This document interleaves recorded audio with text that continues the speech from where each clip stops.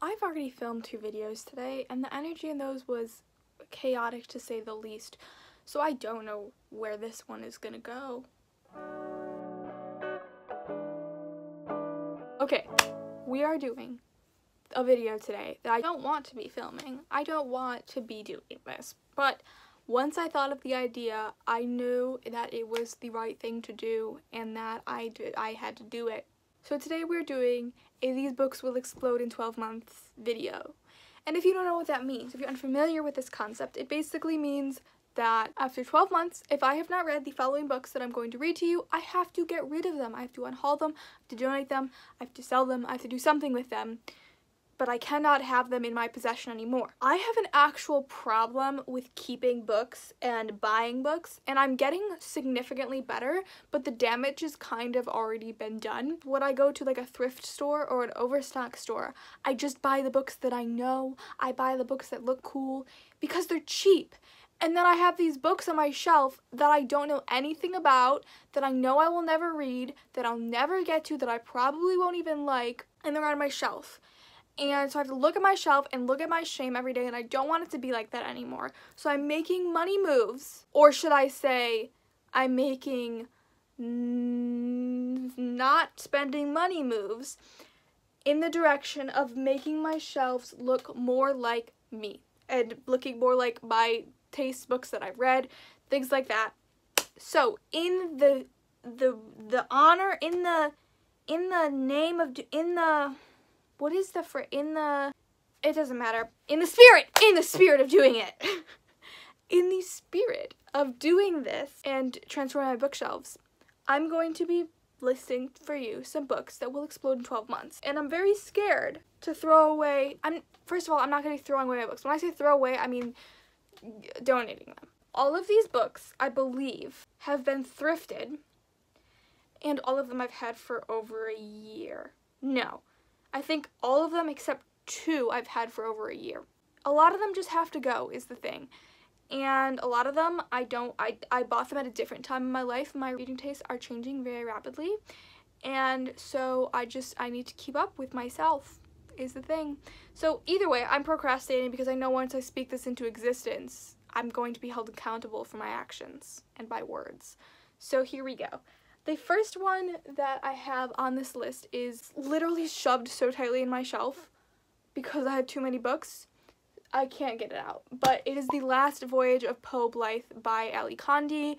I got this at an overstock store. I don't think I've had this for a year, maybe 5 months tops, but I've had literally no motivation to pick it up at all. I don't really know why I bought this book besides the fact that I'd heard of it before and it was like $4 and the cover is really pretty. So if I do not read this in the next 12 months, I will get rid of it because I don't think that this is something that will hold up in 12 months for me in regards to, like, it's not like after 12 months I'm gonna want to read this more, you know what I mean? I think I've passed the demographic that this book was reaching for, and it will be a goodbye for that one in 12 months if I have not read it. I would just like to say something. I filmed that entire video,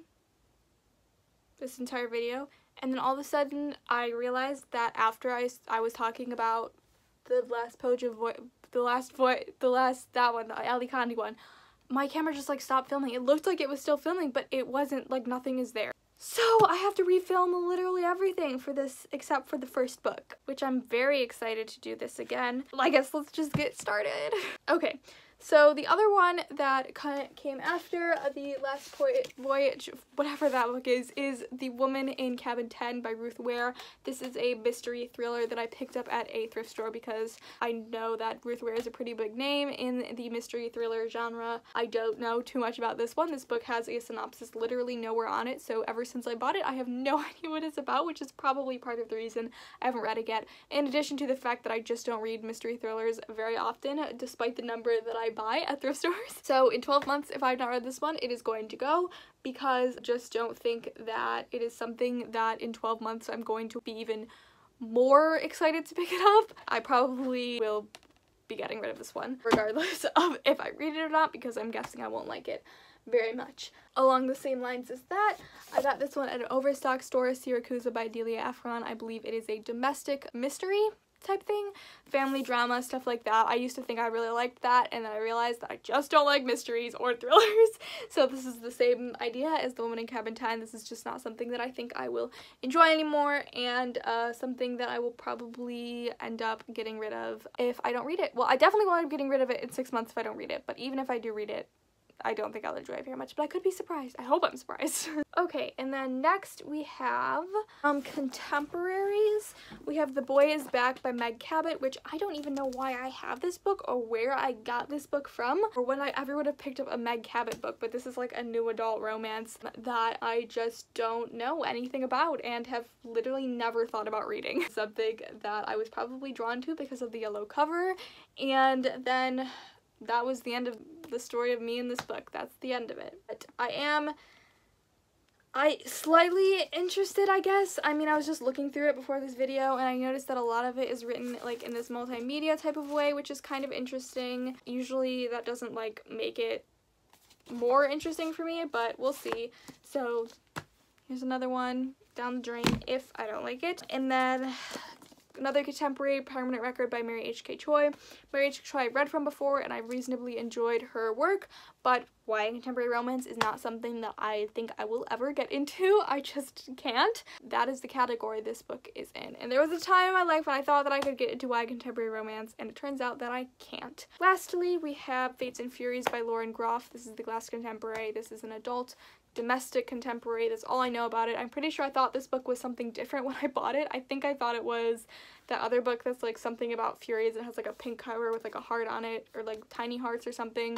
I don't know, and I thought that this was that book because somebody recommended me that book, and I thought it was this, and it's not. This is another one. I actually really think that this one could work for me, and so I'm really hoping that I'll be able to get to this one in the next 12 months because, have I been saying 6 months?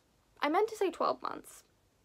Either way, I'm hoping to get to this one in the next 12 months because I think this one could actually work for me, and I would actually feel a little bit heartbroken if I had to part with it. This is kind of a contemporary, so I don't know if this is actually, that was actually the last one, but this is more of a magical realism. It's actually like a retelling of Snow White, but I think like in current day.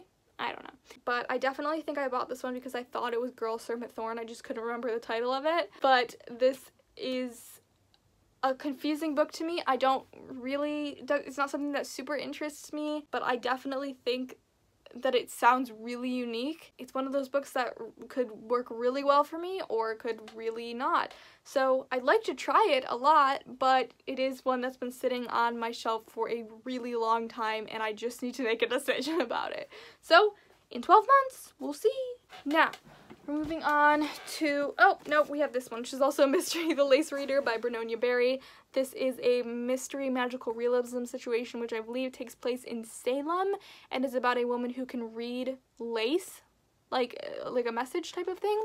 It sounds really intriguing, but also it has been on my shelf for a really long time, and I know a lot of people I've heard talk about wanting to read this book, but I don't know if I've ever actually heard anybody who has read this book. So if you have, let me know if I should prioritize it because it does sound so good to me. I just, for some reason, keep avoiding it. So I really hope that I'm able to get to this one in the next 12 months.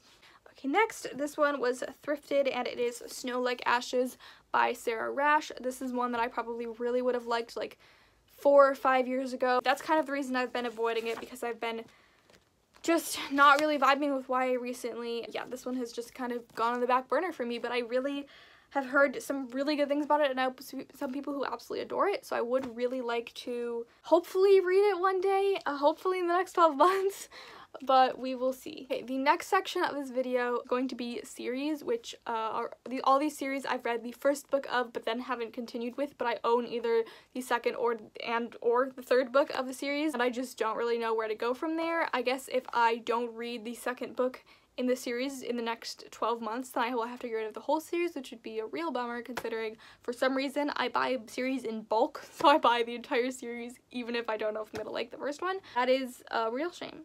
But I will let you know what those series are, and let me know like how much I should prioritize reading them, because some of these I feel like I just don't have any motivation to continue reading. For example, this first series, Slated by Terry. I bought this at the book fair at my school, so when I was in elementary or middle school, probably more likely elementary.